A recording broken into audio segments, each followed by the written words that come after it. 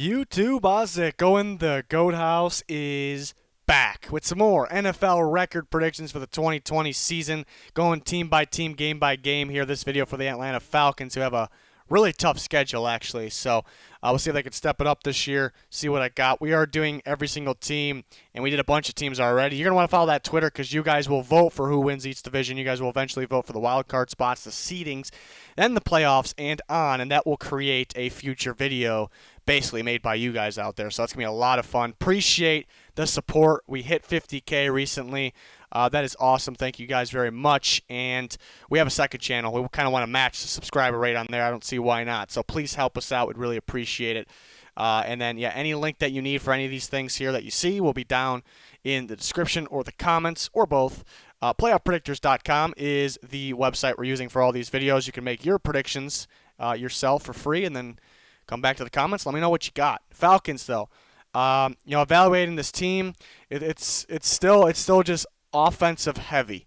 The defense still has, maybe it got better adding a guy like, like Dante Fowler, who I like. But what's the situation though? He thrived in a 3-4, struggled in a 4-3. So and the Falcons have been running more of a 4-3. Do they want to change things up? It does, looking at last year, maybe they're not opposed to changing things up. So that's the interesting thing there. But yeah, just about health too, guys like Keanu Neal, for sure a big time player there. But and then, they do lose guys like Devondre Campbell, Vic Beasley, maybe not a huge loss, but yeah, the defense is still gonna, surrender some points. But the good thing is it's an offensive league. But you go back to last year, I blame their offense quite a bit. Unlike most people just want to blame the defense right away, and it's most to blame. Defense can't be that poor and expect to get further into the season, into the playoffs. But they would start games very slow on offense the first half of the year. And that would kind of put their defense in a tough spot, and then they would be scoring pretty easily as the game was going on later on. But it was pretty much too late. So I thought Matt Ryan was a little off his game most time last year, mainly early in games. They kind of dug themselves a hole. So I think adding Todd Gurley, I think we continue to see a guy like Calvin Ridley get better. The offensive line should get better. They drafted 2 guys in the first round last year. Hopefully they're all healthy and hopefully they're improving here. So the offensive line, I think, could be better. I think 2 years ago was pretty brutal. Last year was a little rough as well. Before then, though, it was kind of known as one of the better offensive lines. So it just kind of took a dive for a little bit. Now I think it's going to start going back up and playing pretty well this year. So that could be the good thing for, Matt Ryan, this offense. But yeah, they're in a tough spot because they kind of got to win now, and because of who's on their offense. The players in the Matt Ryan, Julio Jones, Todd Gurley, but they're trying to build the defense at the same time to kind of keep with that offense. Help the offense, but it's a project. It's more than an off season. So, wonder if it would have been a better option just to make this offense the best, the best possible we can make it. Because if it's not the best, defense really isn't going to help us get to the promised land there. So in looking at this tough schedule, I think the Falcons are a better team than what their record may show. I'm going to go through this record prediction. I'm going to circle back, and we'll do what the best case scenario could be. But Seahawks week 1, I need to see the Falcons start the season off strong. They've been kind of struggling to do that.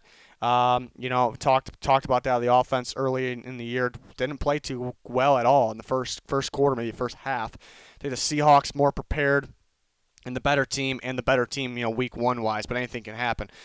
In Dallas, if this was in Atlanta, then yeah, perhaps. I think the Cowboys just being more complete of a team, they can kind of match the Falcons' offense. The Cowboys are really getting some offense together. You add McCarthy, that gets even more offense together. Dak Prescott, as long as he plays, I expect him to. He's still very young. He's continuing to get better. They add guys like, this offense can keep up with the Falcons' offense, and we know their defense is better. That doesn't necessarily mean they automatically win. Random things happen, just who shows up, any Sunday. But I like the Cowboys for matchup reasons. It's just a tough start. I think the Bears got too much pass rush, and I also think they'll have enough offense with Nick Foles. Him being definitely healthy at this point, you expect to score on the Falcons' defense. So I got the Bears. One that can go either way. Again, we'll circle back. The Packers can compare to the Falcons. Another one, Monday night in Lambeau. They can keep up scoring with them. They have the better defense. Taking the Packers. I got the Falcons over the Panthers there at home. They play the Vikings, this one in Minnesota. Seem to be struggling with the Vikings the last couple years. I don't like basing things off the past, but I think they just match up well again. The Vikings, We know that Mike Zimmer defense, against the pro-style offenses, seem to have crazy success. So that's why they're familiar. He's familiar with these types of offenses. And the Vikings offense one week looks pretty good and one week looks pretty terrible. I just don't see them having problems with the Falcons defense. So again, it's another matchup favorite for the Vikings. Have them over the Lions here in week 7, which could be tough. Pro style versus pro style here. Similar style quarterbacks. The Lions are pretty good, I think, in the first half of the season. Usually, guys are healthy. So that could go either way. The Panthers winning this one, so splitting this one Thursday night. I think the Broncos will be good, but I got the Falcons sneaking one out before the bye week here. The Broncos have the better roster here. I just have the Falcons coming away with one. I actually have, sometimes I get a little unique here. Because you expect the home teams to win division games, but sometimes they always don't. The Falcons gave the Saints a little bit of a run last year. When the Saints, it felt like Saints were the top of their game, and the Falcons were really struggling. So maybe something with the matchup there. I think the Falcons kind of sneak, after the bye week, just sneak away with an away game here. I got them beating the Raiders as well. I don't think they beat the Saints twice. Saints kind of adjust the game plan to what happened the last game, so they split. They win away games is what I'm thinking here. Falcons Chargers. Wish they played the Chargers earlier. They're going to go through a little bit of an adjustment with their quarterback situation, offensive line situation, but the defense will be just balling by this point anyway, so I'll take the Chargers in this one. Buccaneers. I got the Falcons sneaking one out against Buccaneers. Home game, Week 15. Even though this is very tough. Look at who you're playing. Saints, Raiders, Saints, Chargers when they're heating up. Buccaneers, Chiefs, Buccaneers. Are you kidding me? It's ridiculous. I had the Chiefs in this one. I had the Buccaneers. This is the toughest schedule. I made a video on that, too. I picked this is the toughest schedule in football this year, and they finished third in their division last year. So that's pretty wild.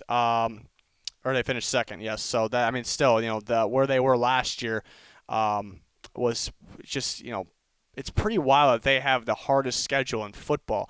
6-10. If you like the Falcons, the Atlanta Falcons, they're better than 6-10, but it's just tough. But circling back, what could change?